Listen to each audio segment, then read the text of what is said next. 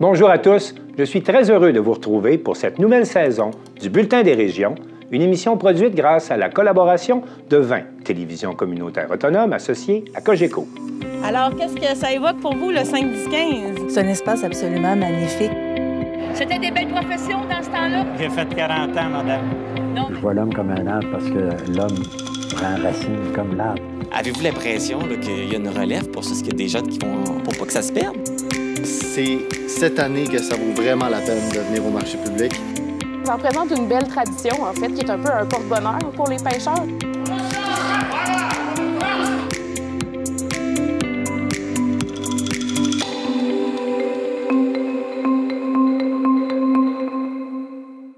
Au sommaire pour vous cette semaine.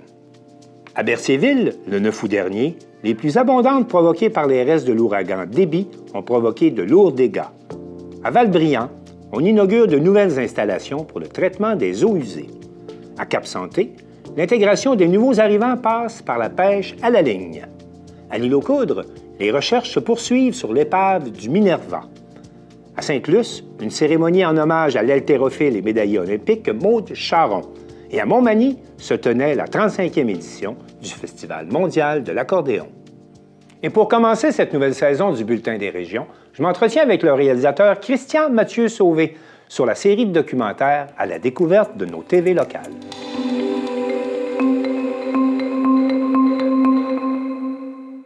Depuis quelques semaines, vos télévisions communautaires diffusent une nouvelle série qui s'appelle « À la découverte de nos télévisions locales ». Cette série présente chacune des 21 télévisions communautaires qui participent au Bulletin des régions et qui sont situées un peu partout au Québec. Et pour parler de cette nouvelle série que vous pouvez voir sur nos ondes, eh bien, je m'entretiens avec son réalisateur, Christian Mathieu Fournier. Christian, bonjour. Bonjour, Martin. Christian, qu'est-ce qui vous a intéressé pour faire une série sur les télévisions communautaires? Bien, moi, en tant que cinéaste, je me suis toujours intéressé à nos régions au Québec. J'ai, depuis 1998, fait des films en Abitibi, à Murdochville, puis ayant travaillé à CJSR, la télé communautaire de Saint-Raymond. Qui est d'ailleurs le producteur de la série. Oui, effectivement. Je me suis dit, suite à la visite de certains membres de Cogeco, je vais aller découvrir les télés communautaires associés à Cogeco au Québec. Il y en a environ 19, si ma mémoire est exacte. J'ai dit 21, mais c'est 19. C'est 19. OK, parfait. Oui, c'est ça. Puis j'ai commencé par celles qui sont en Gaspésie, qui sont assez nombreuses. On en compte, si ma mémoire est bonne, 9. Donc, en septembre dernier, accompagné par un de mes amis, Charles Laviolette, qui travaille à CJSR, on est allé rencontrer toutes les télés communautaires dans la région de la Haute-Gaspésie. Vous avez travaillé par le passé avec différentes nations, les nations autochtones. Vous avez fait des situations aussi, des mises en situation de réalité régionale, de réalités socio-culturelles qui se vivent en région. Qu'est-ce que vous avez découvert dans nos télévisions communautaires? Bien, la première chose qui m'a frappé, c'est de voir à quel point parfois une seule personne peut soutenir et faire vivre une télé communautaire. Et ça, j'ai constaté souvent que les gens peuvent travailler jusqu'à 60 heures semaine. Les 3 premières télé communautaire que j'ai filmé, il y en avait 2 qui étaient seuls au travail, à faire vivre. Il y en a une qui était là depuis 20 ans, celle de Mont-Louis, Sophie.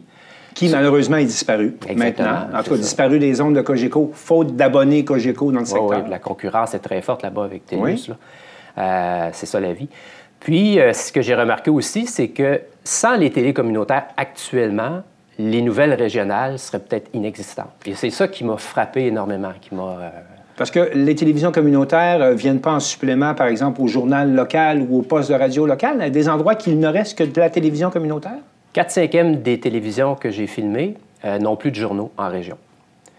Donc, l'information régionale porte essentiellement sur le travail des télévisions communautaires? Tout à fait. Parce que aussi, on assiste à la disparition de TVA, de Radio-Canada en région. On l'a vu l'année passée. Ils ne sont pas présents dans nos marchés. Pas du tout. Sauf quand il y a un ministre ou il y a une grosse nouvelle, ils se déplacent, mais autrement, on ne les voit plus. Non, non, on l'entend bien. Là, Sophie l'a dit dans l'émission cette semaine. Ils viennent juste pour les accidents ou les cas de meurtres sordides. Sinon, les nouvelles positives ou... les visites de leurs députés ou les événements sportifs, culturels, la couverture vient qu'aux télé. On va donc témoigner d'une certaine façon du déclin de l'information en région avec cette série? Bien, on va d'abord... Déclin des autres, mais on parle de en fait, dans un premier temps, c'est qu'on va enfin voir la réalité des télés communautaires. On va rentrer dans des milieux auxquels on est rarement rentré auparavant. On va voir les similitudes, on va voir la mission, les défis. On va voir à quel point les employés sont dévoués, puis en dépit de salaires souvent peu élevés arrivent à faire des petits miracles. Ça va être attachant. Moi, en tant que cinéaste, je m'interroge, puis je me questionne toujours sur l'injustice, puis j'ai envie de sensibiliser la population face aux films dans lesquels je m'engage. Ceci étant dit, le deuxième aspect, effectivement, c'est qu'on se rend compte qu'il y a un mouvement très dramatique au niveau de la qualité de l'information puis de la diffusion de l'information au Québec. C'est vraiment en flèche descendante, à un tel point que j'ai décidé, au regard de tous les tournages que j'ai faits, d'en faire un long-métrage documentaire à l'hiver 2025. Donc, suite à la série qui va présenter 19 télévisions communautaires, il y a un film qui s'en vient. C'est quoi votre constat de la situation? Elle est alarmante. Moi, je dirais ceci, pour donner de la valeur aux télés communautaires, aux télés régionales, à nos télés locales, c'est que si les télés disparaissent, l'information en région, il n'y en aura plus. Est-ce que vous avez vu des pistes de solutions? Parce qu'il n'y a pas que du négatif quand même dans votre tournée. Vous voyez, vous avez rencontré des gens passionnés qui font de l'information en région. L'avenir se place où? Bien, l'avenir, c'est les plateformes. C'est YouTube, c'est Twitter, c'est TikTok. Oui. Donc, les gens commencent à filmer en format TikTok. OK. Réseaux sociaux. Exactement. Les réseaux sociaux vont sauver la mise parce que, en fait, le premier danger, c'est la télévision, le câbleau traditionnel qui est fragile et qui probablement... Télévision généraliste traditionnelle, c'est appelé à disparaître. Il faut voir la réalité en face. Combien d'années? 5-10 ans. Puis on le voit, la clientèle est vieillissante. Les jeunes... Oui. Et 40 ans et moins n'écoutent plus la télévision, sauf souvent pour ne sont pas câblés, tout simplement. Exactement. C'est Netflix, c'est Disney, c'est Radio-Canada sous tout.tv, TVA aussi avec Apple TV, Chromecast. Qu'est-ce qui anime les artisans de ces télés-là, qui font beaucoup avec peu de moyens et qui réussissent à, je dirais, à maintenir le navire à flot? Ouais, c'est la passion. C'est la passion de ce qu'ils font. C'est l'intérêt qu'ils ont envers leur propre région, envers les gens. Tu sais, je veux dire, il y a un engagement envers nos communautés. Oui, puis il y a un attachement communautaire. C'est ça, le communautaire. Il faut arrêter de le galvauder puis de le réduire à néant. La communauté, c'est ce qui est le plus important. On dit toujours d'acheter local, mais il faut filmer local aussi. Pourquoi toutes les émissions, pourquoi tous les postes de radio diffusent des informations internationales, montréalaises? On n'est pas des plateaux mont-royalistes, là. Il y a autre chose aussi que Montréal. Il y a les régions, puis les régions nourrissent les villes. Alors, les nouvelles qui émanent des régions doivent aussi être portées à Montréal, et c'est ce que je veux faire aussi avec le film en faisant une tournée. Je veux montrer aux gens ce qui se passe en région via les télécommunautaires. Je veux montrer que l'information en région est aussi importante que celle en ville. Absolument. Techniquement, cette série va être présentée sur les ondes des télévisions communautaires du Québec, celles associées à Cogeco. Les diffusions sont commencées. Parlez-moi un peu du format que vous nous présentez pour nos télévisions communautaires. Oui, bien en fait, c'est des portraits de 14 minutes. Il y en a 2 par semaine. C'est essentiellement construit autour de la visite sur une journée ou 2 des employés et on fait des suivis avec eux. C'est-à-dire je vais les suivre à une séance de bingo, faire un conseil municipal, faire des entrevues, des reportages, c'est ça. Puis j'insère à travers le reportage de 14 minutes des archives ou des émissions type, des émissions auxquelles ils s'identifient fortement pour qu'on voit ce qu'eux filment, leur type d'émissions à eux. Et c'est à partir du tournage dans ces 19 télévisions communautaires que vous allez produire un documentaire plus général qui va présenter l'ensemble. Exactement. Qu'est-ce que vous avez découvert pendant ce tournage? Bien, personnellement, ce que j'ai découvert, c'est mon amour pour les régions. Ça, c'est qui était connu avec vos œuvres. C'est ça. Puis je me suis rendu compte que les télés locales au Québec n'ont rien à envier à Radio-Canada ou à TVA. Absolument pas. Merci. Bien, je trouve que du point de vue technique, l'appareillage aujourd'hui est de grande qualité. On a des jeunes qui travaillent maintenant pour les télés communautaires puis ils ont énormément de talent, au niveau de l'image, au niveau du montage. Les journalistes sont compétents. Cette compétence-là, maintenant, elle est présente. Ce que peut-être autrefois était plus difficile dans les années 70-80 parce que l'appareillage était moins évident. Est-ce qu'il y avait du Radio-Canada régional puis du Radio-Canada local? Les gens allaient travailler là aussi. Là. Il y a ça aussi, oui.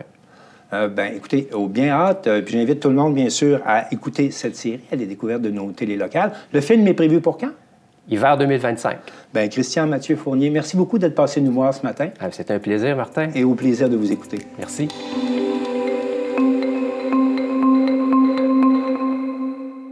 Le 9 août dernier, à Berthierville, les restes de l'ouragan Déby ont déversé pas moins de 220 mm d'eau en l'espace de 2 jours et causé d'importants dommages. Daniel Yvon, de CTRB, nous présente un entrepreneur qui fait preuve de beaucoup de résilience pour relancer son commerce.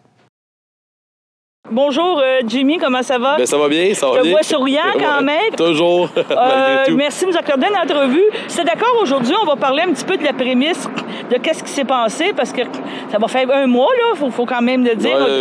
Ouais, exact, ça va tellement vite. On a le droit à la version officielle. Oui, absolument. Écoute, la bonne version. Il fallait gérer la situation en premier. Donc, la situation est en train de se gérer. Fait que là, on se dépose tranquillement. Fait que là, on a des réponses un peu plus précises pour la suite des choses. Okay. Donc, on se reporte au fameux 9 août, c'est bien. Sentais-tu qu'il commençait à avoir un problème? Cette soirée-là, tout le monde se rappelle que c'était une journée de pluie incroyable. Selon ce que j'ai su, 220 mm de pluie qui a tombé en peu de temps, 20 heures ou quelque chose du genre. Le niveau d'eau a monté dans le stationnement. Vers 9 h le soir, là, que la pluie a commencé à baisser, mais on avait mis des poches de sable à l'entrée parce que les docks de réception étaient pleins d'eau. Fait qu'on a juste sécurisé le magasin. Puis, la situation était quand même sous contrôle. Le samedi matin, on se lève et on dit, exact. Il a arrêté de pleuvoir, il fait soleil. Beau gros soleil, c'est samedi-là. On va recommencer. Je me souviens de ta vidéo de matin. Oui. Tu sais, venez, on est ouvert, on continue, on est Il n'y avait pas de problème. Outre que le stationnement était rempli d'eau, l'eau s'était résorbée un petit peu. Mais les gens rentraient stationnaient par ici. Oui, on mettait sur le côté de l'immeuble, pas en façade. Stationnement secondaire, on avait fait un genre de quai avec des palettes. Fait que les gens, c'était drôle, l'ambiance était bonne. J'accompagnais les gens aux autos pour pas que les gens se mouillent les pieds. Puis, super bonne ambiance. Les employés, de bonne humeur. Les clients trouvaient ça drôle. Moi, j'avais du fun avec tout ça. Puis le stock était bon. Tout était correct. Tout était correct, il faut quand même le dire. Outre le stationnement qui n'était pas praticable, mais c'est pas le genre d'affaire qui m'atteint. Puis je me dis, bon, aujourd'hui, c'est une journée drôle puis spéciale. Puis tout allait quand même bien jusque-là. Puis, là, l'eau, vers midi, a commencé à... je m'étais mis des guides repères. Un peu exactement, des repères dans le stationnement. Puis là, l'eau montait. Puis là, il y avait un petit vent qui faisait que, je m'imaginais que c'était à cause du vent que l'eau avait remonté un peu. Puis vers 1h30 de l'après-midi, les guides ont intervenu beaucoup en haut du moment que je suis arrivé le matin. Niveau sécurité pour les employés puis les clients, j'avais décidé vers 1h30 de fermer le magasin parce que là, ça devenait un peu plus complexe à gérer pour s'assurer que tout le monde soit correct. L'eau rentrait un petit peu, hein? Zéro aucunement. Okay. Juste beaucoup d'eau dans le stationnement. C'est juste qu'il y avait des rigoles, l'eau se drainait. Fait que là, j'ai pris cette décision-là. Bon, je dis, on va arrêter ça là pour aujourd'hui. On commencera demain. Exactement. Puis là, il faisait tellement beau. Je me suis dit, ça va juste s'estomper. Mais c'était vraiment le contraire qui est arrivé. Fait que là, le niveau continue de monter dans le cours de l'après-midi vers 3h, 3h30. Mais pendant ce temps-là, j'avais prévenu le coup. J'avais appelé des camions Vacuum de BI, de Vacuum Saint-Gabriel. Les deux entreprises super proactives. Ils m'envoient des camions. Mais le temps que les gars se rendent quand même chercher le camion, c'est un samedi qui faisait beau, on s'entend. Puis le super service, on me répond, puis ça opère. Puis pendant ce temps-là, j'ai fait remettre des barricades à l'entrée du magasin, au dock de réception, aux portes partout. Puis là, l'eau continue de monter, toujours. J'ai fait monter tout le stock qui était planché. Les employés étaient restés. Exactement. Tout le monde riait, puis tout le monde avait du fun, parce qu'on pensait que les barricades tiendraient, puis que ça arrêterait un moment donné de monter, puis que les camions Vacuum arriveraient. Fait qu'avec les camions, on s'était dit, pour le stationnement, ou sinon, justement, si l'eau finit par rentrer en dedans, on va aspirer au fur et à mesure. L'eau continue de monter, mais à une vitesse qu'on contrôlait pas. Puis là, on a commencé à s'infiltrer un petit peu dans le magasin. L'eau montait, les camions Vacuum sont arrivés. On commençait à pomper l'eau qu'il y avait dans le magasin, mais c'est comme si on pompait dans le vide, exact. Mon image était, puis mes chiffres sont pas bons, mais c'est comme si on pompait 100 litres à la seconde, mais il en rentrait 1000 sur l'autre bord. Fait que, donc, le niveau a monté. Puis là, la situation est devenue un peu hors contrôle de notre côté, mais nous, on avait tout fait pour contrôler la situation. Dans ton idée, tu dis, à la limite, ça va monter d'un pied, 2 pieds, on replacera le stock. Exact, puis on va aspirer au fur et à mesure. Fait qu'on va limiter les dégâts, mais malheureusement, l'eau continue de monter, puis elle a monté quand même très rapidement. Fait que là, j'ai pris une décision par rapport à la sécurité de tout le monde, de fermer le breaker sans le main, comme on l'appelle. Fait que, puis là, je savais qu'en faisant cette opération-là, qu'on perdait tout le stock réfrigéré, congelé. Donc, il était à peu près 6 h le soir quand j'ai pris la décision avec IGA au bout de la ligne. Je disais, écoute, je ferme. Donc, quand il était question de sécurité là, pour les gens, c'était du ça qu'on perdait, mais c'était pas le temps de perdre une vie ou perdre quelque chose. Non, c'est ça qui était important. Exact. Fait que, on a fermé. Puis là, à ce moment-là, je savais qu'on venait de perdre beaucoup de trucs. Mais bon, écoute, ça faisait partie de la game. Puis là, quelques instants plus tard, là, on voyait que l'eau rentrait. Il n'y avait pas de contrôle. Il avait plus de contrôle. Les camions vacuum ne pouvaient pas faire la job. Donc, tout ça pour dire que là, à 6h30, 7h, on a dû quitter le magasin, question de sécurité. Tout le monde était brûlé. On avait de l'eau dans le stationnement. On était à la taille. Puis finalement, écoute, j'ai dit à tout le monde, OK, tout le monde sort. On ferme ça. Là, j'ai déclaré comme quoi que c'était tout. C'était terminé. On s'était donné. On était vidé. Tout le monde riait pareil. On gardait le moral. C'est un premier deuil pareil. Écoute, c'est sûr que ça fait mal au cœur parce qu'il y avait tellement d'efforts de fait depuis des années, puis depuis le début de la journée aussi que tout le monde s'était donné. Puis on est encore un peu, je dirais, pas sous le choc, mais c'est comme invraisemblable. Ouais. C'est comme, on n'avait jamais pensé à ça comme scénario. Fait que tout le monde est un peu abasourdi. Puis ça a conclu la journée. Je suis allé me coucher ce soir-là, brûlé totalement. Je te dirais que j'ai bien dormi parce que j'étais tellement brûlé que je me suis réveillé aux petites heures du matin. Je pense à 4h30, 5h. C'est tard, ça, pour toi? Ouais, c'est ça, c'est quasiment tard pour moi. Ceux qui me connaissent, qui savent que je suis un peu hyperactif. Fait que je me suis levé, écoute, je me suis emmené ici, puis justement, l'eau est encore très haute. Là, je savais à ce moment-là que c'était terminé pour le stock, pour il n'y avait plus rien à faire. Choses, exact. Et puis justement, les assurances sont arrivés sur place dans l'après-midi, le dimanche après-midi. On déclare perte totale ou presque. Là. On ne pouvait pas avoir accès au magasin. J'ai dû envoyer des gens valider le matin que tout était correct à l'intérieur. Fait que il y avait 38 pouces d'eau à ce moment-là dans le magasin encore, mais l'eau a quand même fait beaucoup de dégâts. Puis là, le niveau d'humidité, la moisissure, tout ça. La salubrité. Là, on savait que c'était vrai. C'était vrai, ouais. C'est ça. Que là, tu te relèves lundi matin, comme tu me dis, mardi matin. Là, t'as encore dormi, là. Dimanche, là, t'es encore en train de rouler, puis tu te dis... Là, j'avais une journée de congé le dimanche, ce qui est rare. Fait que là, j'étais en forme lundi matin. J'avais pas eu le choix d'être en congé. Mais tu penses, tu réfléchis, tu te dis, ça y est, moi, je repars, t'avais dit à sauver. Oui, écoute, moi, je repars... Le dimanche, c'est déjà réglé. On repart la machine, on repart les plans au PC. On rouvre la machine, on s'assure que nos employés soient corrects. Ça, à ce niveau-là, je pense que les employés de l'apprécient. Tu les as sécurisés tout de suite le lundi, mardi. Écoute, oui, je pense que le mardi, on les a rencontrés, mais le dimanche, je travaillais déjà sur le dossier. Je savais qu'on était pour avoir quelques semaines, quelques mois étant fermés. Je me suis assuré avec les assurances IGA, Sobase, puis de mon côté que les employés soient sécurisés. Tout le monde a des paiements, tout le monde a un rythme de vie, tout le monde a ses choses, puis on s'est assuré que tout le monde soit correct. Fait que pour plusieurs mois, tout le monde est assuré d'avoir leur gagne-pain. On s'est assuré que personne manque de rien.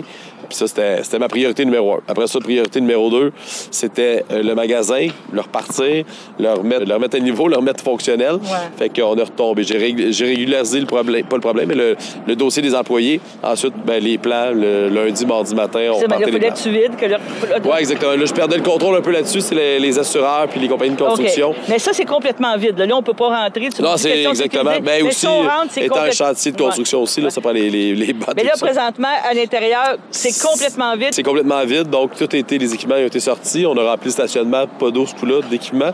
Tous les équipements ont été sortis, sont tous déclarés scrap, malheureusement.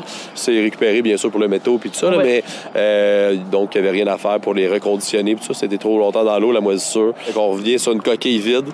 OK. Même le revêtement extérieur va être refait au complet. Donc, on va repartir avec un IGA flambant neuf à l'intérieur et à l'extérieur. Le plus beau du Québec, c'est ça? Le plus beau, rien de moins. Fait que là, t'es à l'étape de faire les plans? Oui, exactement. Donc, dans les plans, ils vont être finalisés parce que l'hiver, on va s'amuser un peu à jouer. À réfléchir, à penser. Exactement. Déjà, quelques concepts cool, nouveaux, qui n'étaient pas vus, qui vont être en place dans le nouveau magasin. En tout cas, on travaille là-dessus très fort. Les plans finaux devraient sortir demain. Oui, exact. Puis, un petit peu remodelé, bien sûr, un petit peu nouvelle touche. Puis, donc, on a reparti la machine. Les plans sont faits. Bon, les derniers ajustements. Puis après ça, on recommande les équipements. Les soumissions. Pendant ce temps-là, les travaux se font. Puis c'est un gros roulement. Oui, c'est une belle... comme je disais, c'est dans ma carrière, j'ai été chanceux. J'ai réalisé plein de choses, plein de beaux défis, plein de beaux projets. Celle-là, je le prends comme un défi puis un projet. Puis c'est juste qu'il n'était pas planifié. On s'enlève les manches, puis je le refais parce que c'est mon... C'est mon bébé, oui, exactement. C'est ton premier. Puis ici à Berthier, avec le monde que j'aime, mes employés, mes clients, Donc, on repart la machine. À ce niveau-là, c'est ça, tu as invité des clients, on voyait la pancarte, mais les gens peuvent commander aussi par téléphone pour tu fais de la livraison. Oui, absolument. Beaucoup. On faisait beaucoup de livraisons déjà. Beaucoup de gens n'ont pas de véhicule ou peu importe, pour les déplacements, c'est pas facile. Fait que depuis toujours, on fait la livraison ici à Berthier puis dans les villages alentours. Mais là, aussitôt qu'on enlevait ce service-là, ces gens-là se ramassaient à plus avoir de... Exactement. Donc, on s'est assuré tout de suite de repartir la machine. On manquait d'équipement paillé, c'est comme toujours. Serviré sur un 10 cents, puis nous a fourni un camion supplémentaire. Puis on a reparti le service de livraison rapidement pour desservir nos clients. À partir de la Valtrie, nos camions sont réfrigérés avec des glacières, donc il n'y a pas de problème. Fait qu'on peut servir les gens aussi efficacement qu'avant. Donc, c'est un gros travail là, qui est encore... Exactement, mais on est super bien entouré. La gang de IGA, la gang de construction qu'on est ici, avec les assureurs, on est super bien supportés.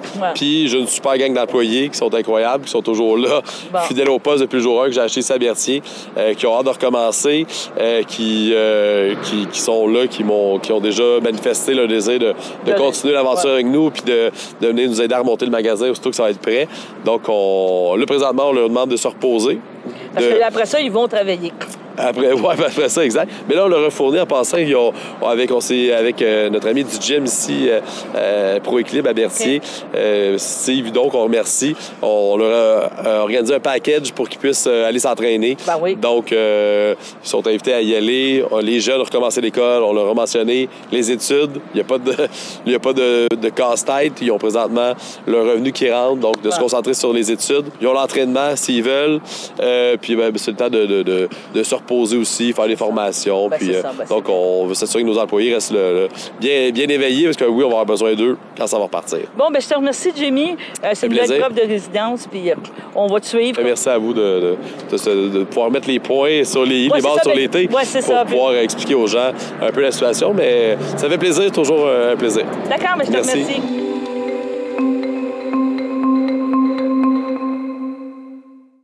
Une importante mise à niveau de l'usine d'épuration des eaux permettra d'assurer la pérennité de la qualité de l'eau du lac Matapédia.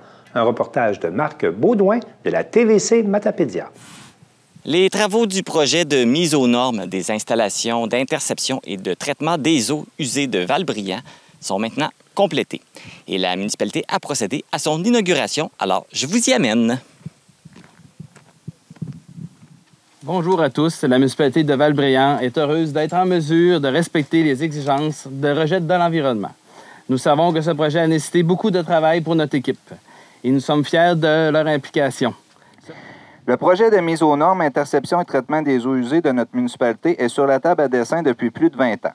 Au fil des ans, de nombreux changements ont été effectués sur le projet, dont des modifications d'emplacement, dues à la présence de milieux humides et de zonage agricole, entre autres.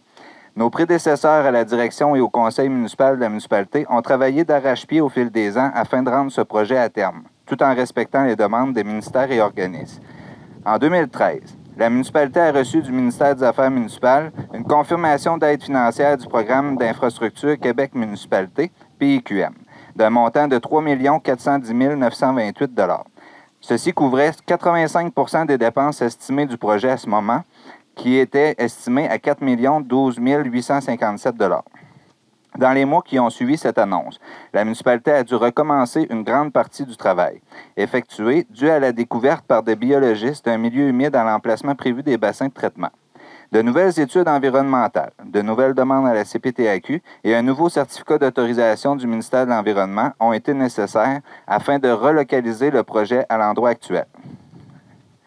De 2013 à 2022, nos ingénieurs chez BPR Infrastructure, qui est devenu au fil des années Tetra Tech, ont recommencé le travail de conception afin de rendre possible le transport par station de pompage des eaux usées sur le site actuel, ainsi que la construction de ces bassins de traitement par étang aéré. En 2022, la municipalité recevait les autorisations nécessaires du ministère de l'Environnement et de la CPTAQ et avait l'autorisation d'aller de l'avant avec le projet. Cependant, avec l'ajout d'une étape de traitement supplémentaire, soit le traitement tertiaire par filtration granulaire. Les estimations de coûts avaient grandement évolué entre 2013 et 2022.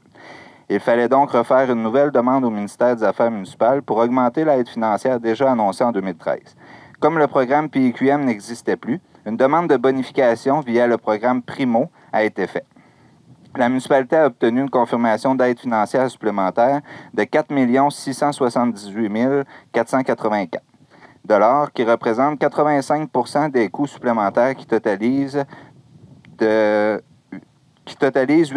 89 412 $ de coûts admissibles sur un montant total de 9 516 956 $. C'est évidemment que je viens tout simplement partager ces bons mots à la municipalité de Val-Bréand.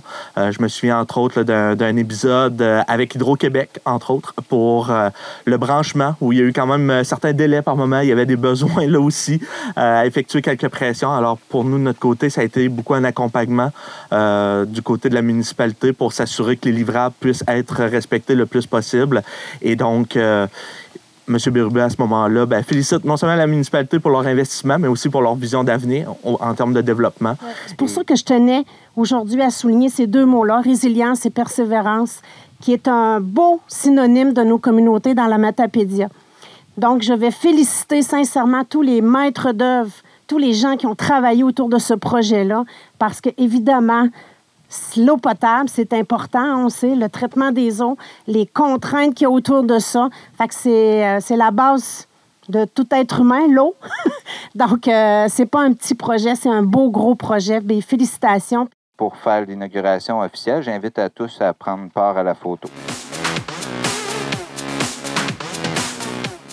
Je suis en compagnie du directeur général Michael Vignola et le pro-maire Maxime Tremblay. Bonjour à vous deux. Bonjour à toi.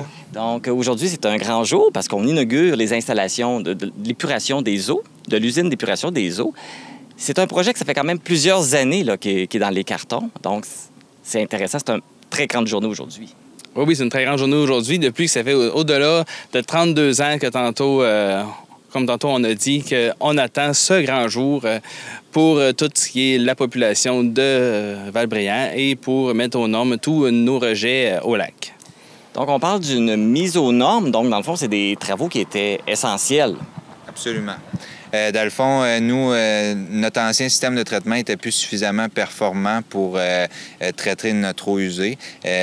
Alors, il fallait faire une mise aux normes là, pour respecter les normes de rejet environnemental là, pour le rejet au lac. À titre d'exemple, le phosphore dans l'eau usée qu'on doit éliminer, on l'éliminait seulement à 1,40 mg par litre environ là, au rejet de notre ancien système de traitement. Puis maintenant, avec notre nouveau système de traitement, là, on est à 0,13 mg par litre là, de rejet en taux de phosphore. C'est un élément très important là, pour la qualité du lac Matapédia, puis sa pérennité aussi. Là. Donc, justement, pour l'inauguration, vous avez fait ça en grand. Vous avez même organisé une visite guidée pour expliquer le fonctionnement de l'épuration des eaux. C'est quand même intéressant.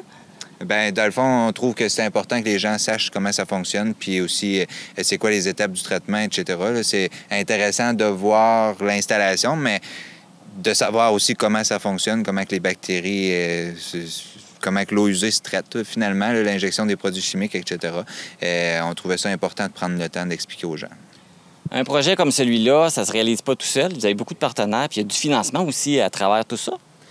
Oui, absolument. On a reçu du ministère des Affaires municipales via le programme PQM. En 2013, on a reçu un montant de 3 millions quelques là, de ce programme-là.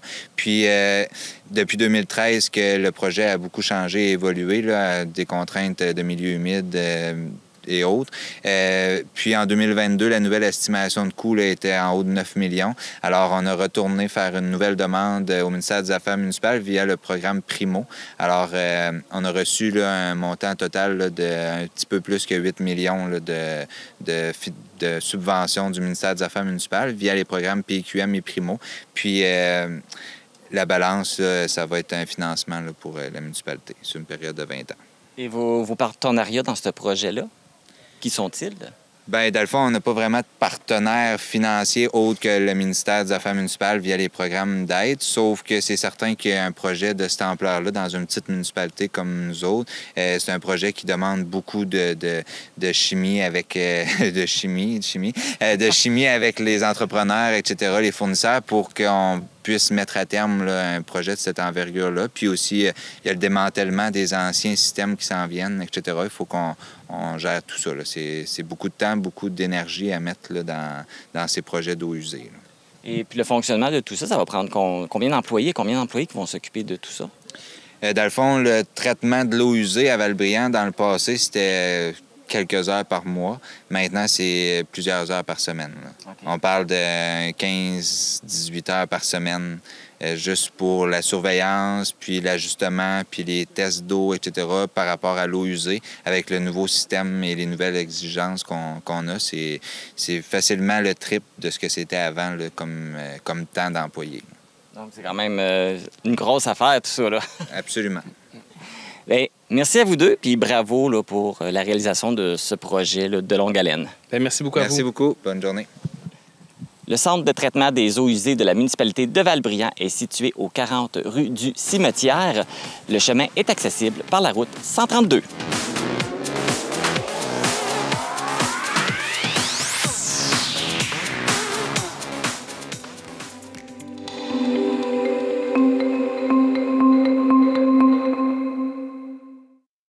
À Cap-Santé, la Fondation Héritage Faune organise des journées de pêche à la ligne pour favoriser l'intégration des nouveaux arrivants. Un reportage de Charles Laviolette de CJSR. S'il y a une activité qui rejoint tout le monde, qui rassemble et qui transcende les cultures, c'est bien la pêche. L'organisme Accès Travail Portneuf encadre les nouveaux arrivants dans la région, en particulier les travailleurs agricoles temporaires. Pour une troisième année consécutive, ATP a organisé au quai de Cap-Santé une activité de pêche lors de laquelle des néophytes ont été jumelés à des pêcheurs d'expérience. On a discuté avec Elena Baron de Héritage Faune. Héritage Faune, c'est la fondation officielle de la Fédération québécoise des chasseurs et pêcheurs. Grâce aux dons amassés, l'organisme a financé l'achat de 25 permis de pêche pour les nouveaux arrivants qui ont participé à l'activité. La Fondation, via son programme de bourse relève, initie environ 15 000 nouveaux chasseurs et pêcheurs par année. Tout ça grâce à un magnifique réseau bénévole d'environ 1500 personnes là, qui participent à ces activités-là, qui les organisent comme celle ici aujourd'hui. Et puis, cette activité-là est née d'une idée suite à une collègue, Émilie, et moi-même qui avions fait des jumelages avec des nouveaux arrivants grâce à Accès Travail Portneuf. Et puis, on s'est dit, bon, ben pourquoi pas les initier à la pêche? On a plein de beaux quais dans la région. On s'est informé aux pêcheurs locaux quel quai avait le plus de succès pour initier des gens. Ici, c'est bien parce que, bon, il y a des tables à pique-nique, on a de la place, des petits préaux là, au cas où il pleut. L'accès est facile, tout le monde connaît. Puis, ce qui est important, c'est que les gens vont pouvoir revenir gratuitement. C'est un accès qui est gratuit, donc ça, c'est merveilleux. C'est une belle chance qu'on a dans la région. On a nos bénévoles là, qui viennent nous aider à démêler des lignes, à donner des trucs à nos nouveaux pêcheurs. Donc, ça fait une belle occasion d'échange aussi. Puis, je me souviens de la première édition où Marc, un de nos bénévoles, a initié Amina, qui était l'organisatrice. Puis, je pense qu'elle a vraiment attrapé la piqûre de la pêche cette fois-là, Amina. Donc, puis là, Amina a découvert le plaisir de la pêche. Puis, découvert que les Québécois, il y en a qui aiment beaucoup la pêche. Justement. Puis, c'était le point de départ de mon amour pour la pêche. Par la suite, je me suis acheté ma première canne à pêche, puis la seconde. La première, elle était plutôt basique, donc je pense que c'est moi qui me conseillé une petite canne à pêche basique pour un début. Puis par la suite, j'ai peut-être gradué, là, je suis allée chercher un qui est un peu plus meilleur, mais quand même, j'aime beaucoup la pêche. Puis il me racontait des histoires, les différents poissons qu'il a pu pêcher, puis c'est le fun. La première fois, je n'ai pas vraiment attrapé un poisson, je l'ai échappé dans l'eau. Je pense que le poisson a mordu, puis par la suite, je ne sais pas si je n'ai pas su avoir une bonne technique pour le retenir, mais il est parti. C'est une certaine sensation qui reste en nous, puis on a envie d'aller jusqu'au bout, on réessaie. Puis il y a le calme, la tranquillité aussi qui vient avec l'activité de pêche qui est vraiment agréable. Ouais. Fait que tu as eu la piqûre. C'est ça, une belle piqûre. Surtout quand on a quelqu'un comme Marc qui nous accompagne, qui nous initie dès le début, bien, c'est sûr qu'on ne peut pas s'en passer de la pêche. On a 25 participants qui sont de différents horizons Donc, on a des travailleurs qui sont du Guatemala, d'autres qui sont plutôt de la Colombie. On en a de la Tunisie. Donc... de roche? Je présente notre ami José Murillo, un grand pêcheur, un grand bénévole d'Accès Travail Port-Neuf. Il travaille aussi à l'épluchette de blé d'Inde. À chaque année, c'est lui qui grille les blés d'Inde. Approchez-vous. À chaque année que les autres font une activité de pêche, là, ben, je viens les donner un coup de main. Environ 26 ans que je pêche ici au Québec. Ben, aujourd'hui, ils sont en train de pêcher le doré. Ils utilisent des jigs de différentes couleurs, avec des tailles de différentes grandeurs aussi. Il y en a aussi qui sont en train de pêcher avec des barres de taille. Il y en a plusieurs avec des barres de taille. Je pense que le premier doré est sorti avec une barre de taille. Aussi, on peut prendre un bout de barre de taille avec environ une pouce de long pour mettre après le restant de l'ançon qui passe le jig. Ça laisse une odeur dans l'eau. C'est attirant pour le poisson. Ça fonctionne.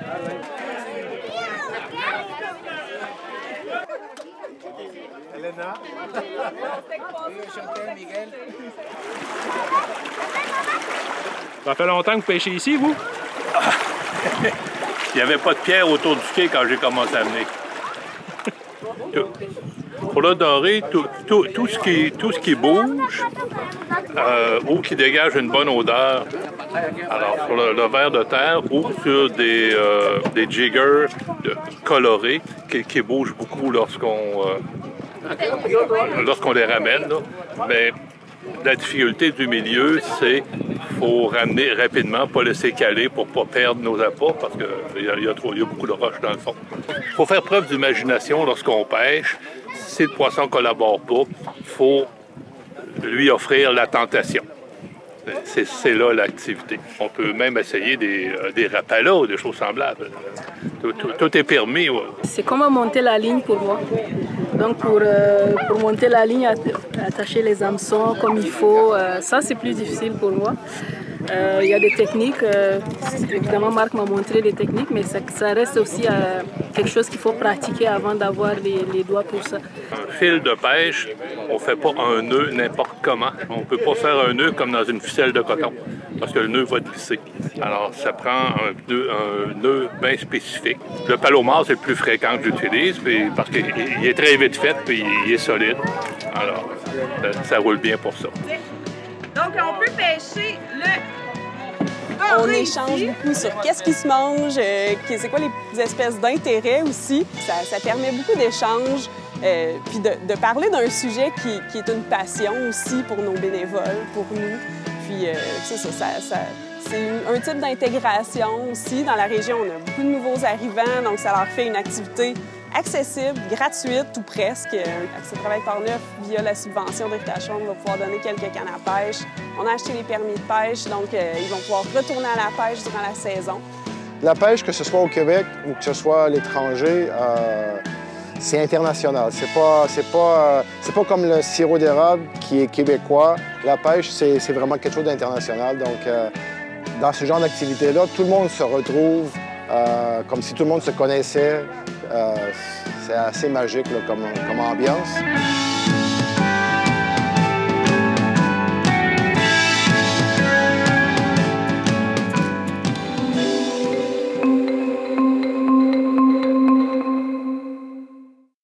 Au large de l'île aux Coudres, le Musée maritime de Charlevoix mène actuellement des fouilles archéologiques sur l'épave du Minerva.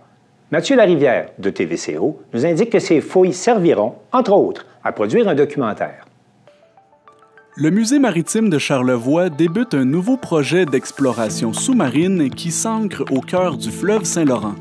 À l'heure actuelle, on est en train de tenter d'identifier une épave qui a été localisée par les services hydrographiques canadiens depuis déjà plusieurs années.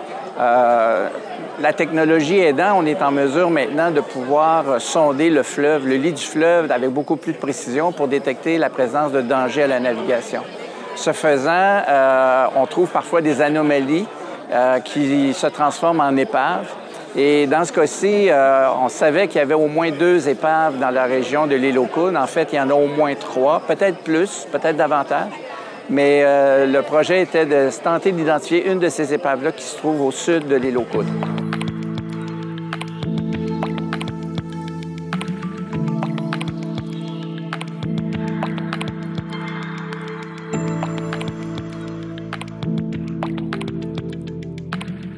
Pour l'instant, ce n'est pas encore des fouilles archéologiques. On est dans une phase exploratoire, c'est-à-dire qu'une épave a été localisée, il fallait plonger. Donc, il y a eu une première plongée exploratoire par un groupe de plongeurs de Montréal, les plongeurs techniques de Montréal. Donc, eux ont été faire une exploration. Ils ont confirmé parce qu'on croyait que c'était peut-être une goélette contemporaine qui avait fait naufrage. Mais dans ce cas-ci, ils ont déterminé que c'était une épave beaucoup plus ancienne. Et en faisant un survol des différentes archives, on a pu déterminer que le bateau le plus probable serait un bateau anglais qui s'appelait le Minerva. L'aventure dans laquelle se lance le musée permettra d'alimenter 2 projets au cours de l'année 2025. Donc, on a mandaté Lily Marcotte, une documentariste, de monter une expédition cette année pour aller faire un tournage de l'épave et de ce qu'on en a perçu. C'est qu'on a vraiment une très belle épave cette année. Donc, un groupe d'archéologues, de plongeurs professionnels. Il y a Mario Cyr, qui est un grand cinéaste, qui plongeait avec ses caméras géodésiques. On avait également un drone, un aquadrome qui va sous l'eau, qui est allé filmer tout ça. Donc, on va produire un documentaire qui va devenir une exposition l'an prochain ici à même le musée. Donc, un documentaire sur cette fouille qui a eu lieu cet été. Les premières plongées ont permis de dévoiler quelques mystères de l'épave méconnue. Chose qui est sûre, c'est que les images qu'on a captées sont vraiment fascinantes. Donc, l'épave est vraiment en très bon état. Évidemment, il y a des encres, il y a plein de choses qu'on y retrouve.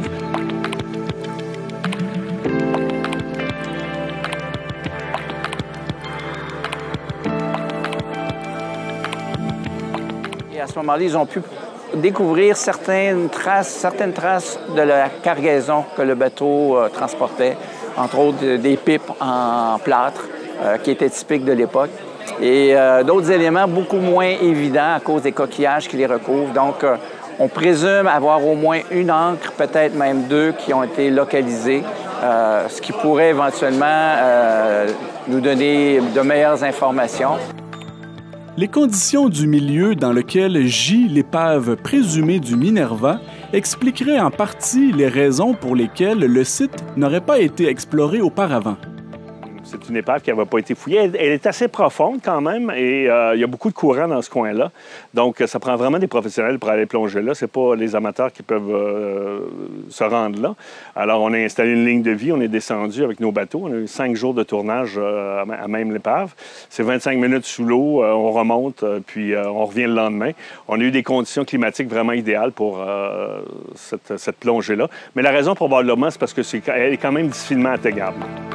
Le directeur général sortant reconnaît que cette expédition s'inscrit dans une nouvelle tendance du musée pour les expositions qui portent sur des naufrages de bateaux.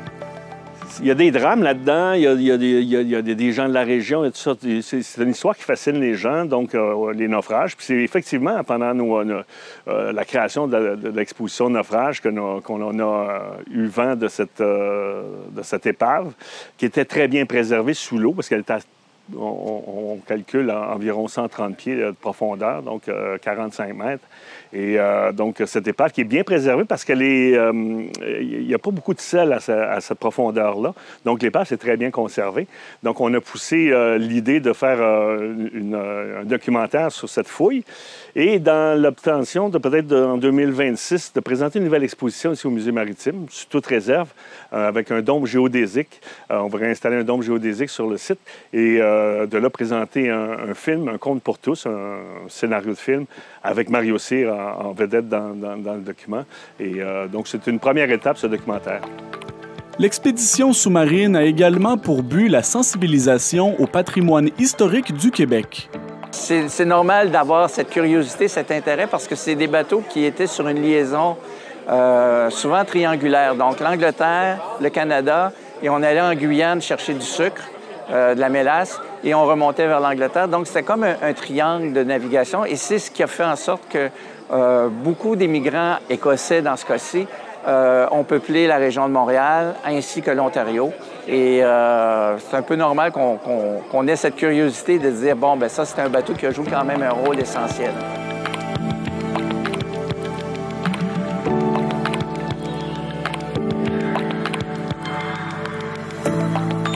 En ce qui concerne, entre guillemets, la mémoire, pourquoi est-ce que c'est important de mener ces expéditions-là, à votre avis? Bien, c'est justement pour conserver la mémoire, pour savoir d'où on vient. On sait qu'on vient des Français, mais on sait que les Anglais sont venus également après. L'interaction entre les deux, jusqu'à un moment donné où on devient un pays, bien, c'est intérêt de voir toutes ces étapes. Et l'étape maritime était une étape essentielle. Si on considère l'aviation, c'est très récent. La navigation, ben c'est grâce à la navigation que Jacques Cartier s'est rendu sur nos terres et que Champlain a fondé une ville. Donc, l'histoire est très importante et il faut vraiment faire des efforts pour la conserver, pour que les autres générations puissent s'en souvenir. Une autre séquence de plongée est prévue au cours des prochains mois pour la poursuite du projet.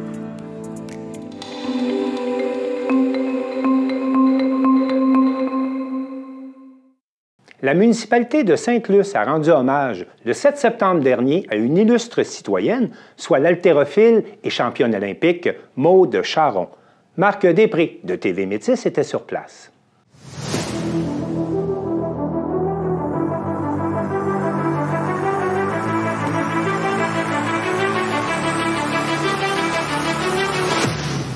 Bonjour tout le monde. Ça nous fait plaisir, Maude, de t'accueillir dans ta municipalité à Sainte-Luce.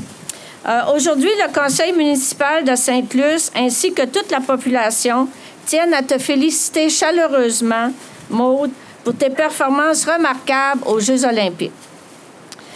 Ton parcours est un témoignage inspirant de dévouement, de détermination et d'excellence. Tu représentes notre communauté avec fierté et distinction sur la scène internationale et nous sommes immensément fiers de toi. En reconnaissance de tes accomplissements extraordinaires et de l'exemple que tu représentes pour nos jeunes et même pour les générations futures, en faisant la démonstration que lorsqu'on habite en région, oui, tout est possible et on peut aussi réaliser nos rêves. Nous avons le grand plaisir d'annoncer que le parc, situé ici dans le secteur Sainte-Luce-sur-Mer, deviendra le parc Maude Charron.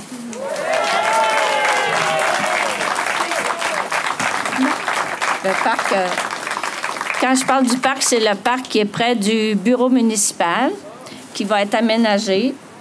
C'est ça. Il va être aménagé pour refléter les valeurs qui te sont chères, soit l'engagement, le dépassement de soi et l'amour du sport.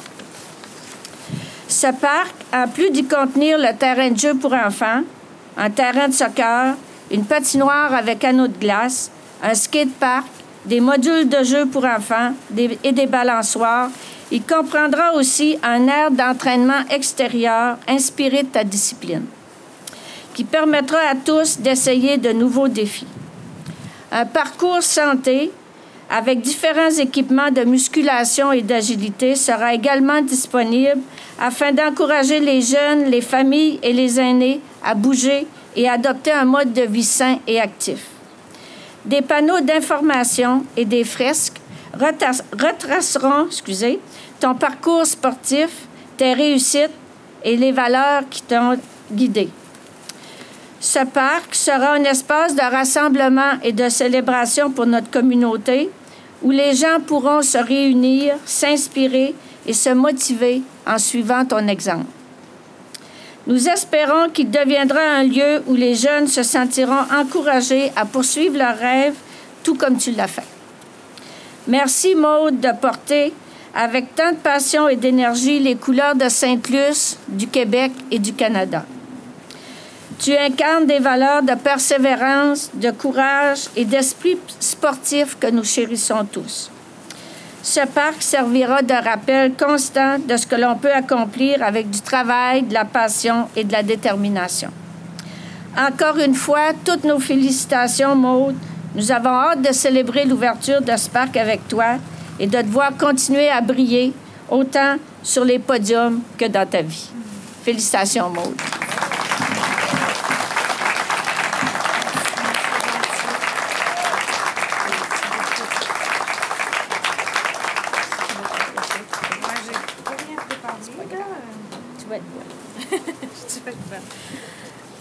Bonjour.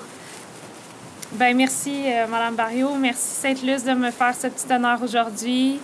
Je suis née ici, j'ai joué dans ce parc-là étant jeune. Ma meilleure amie habitait là quand j'étais jeune, fait que c'était notre rendez-vous à chaque semaine. J'ai vraiment hâte de voir le résultat de ce parc-là. J'ai hâte de faire l'ouverture avec vous. Sainte-Luce, c'est une petite ville. On est des gens qui travaillent fort, qui travaillent de notre côté. On court pas après le spotlight, mais on travaille fort. Puis, comme vous dites, moi, je représente un peu ça. Les spotlights comme ça, c'est pas mon fort. Je suis une petite fille timide. C'est pour ça que j'habite en région, pour avoir une petite vie tranquille.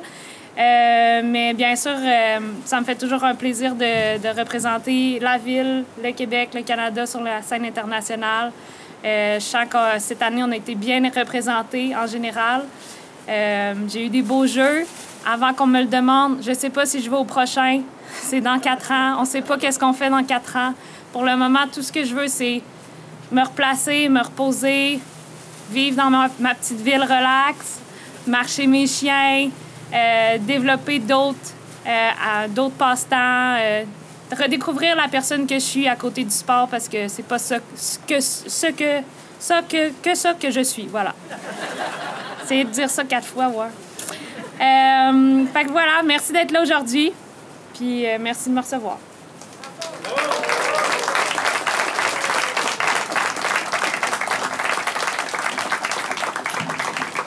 On a organisé avec Maude, on a fait faire des cartes qui vont vous être distribuées, avec une photo de Maude aux Olympiques, puis avec un petit message de félicitations à l'arrière.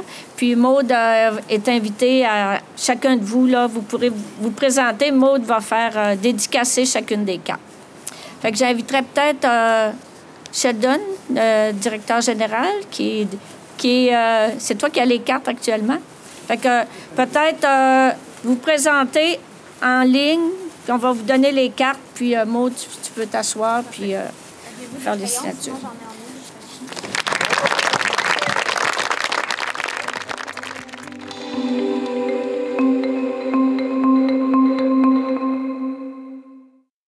Mario Lacombe de CEMA TV était à la 35e édition du Festival mondial de l'accordéon de Montmagny.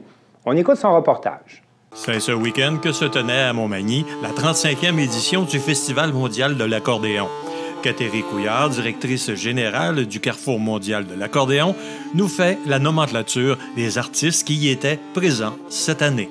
On a été très, très contents de recevoir à nouveau Alessandro Gaudio, qui était avec nous en 2019. Donc, c'est quelqu'un qui avait vraiment marqué là, cette édition-là. Puis cette année, on l'a reçu avec Salvatore Pace, donc un duo d'Italie, qu'on a fait venir grâce à la contribution du Conseil culturel italien de Montréal. Donc, vraiment un duo extrêmement talentueux.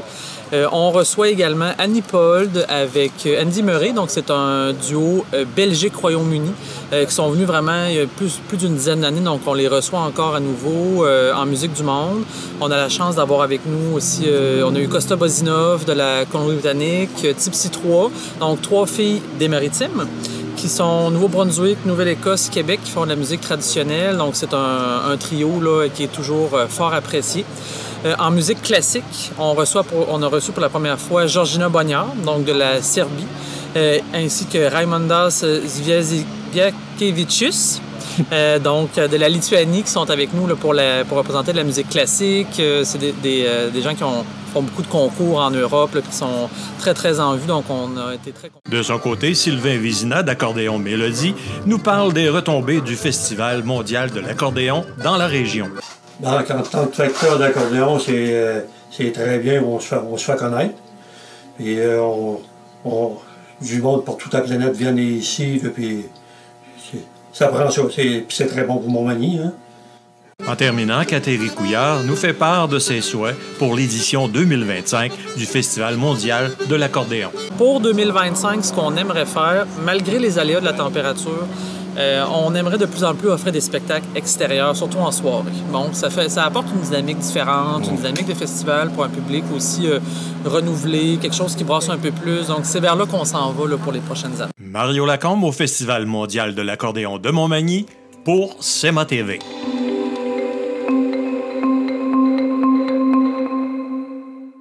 C'est tout pour le bulletin des régions cette semaine. J'espère que ça vous a plu. Je remercie toutes les stations de télévision participantes et je vous dis à bientôt.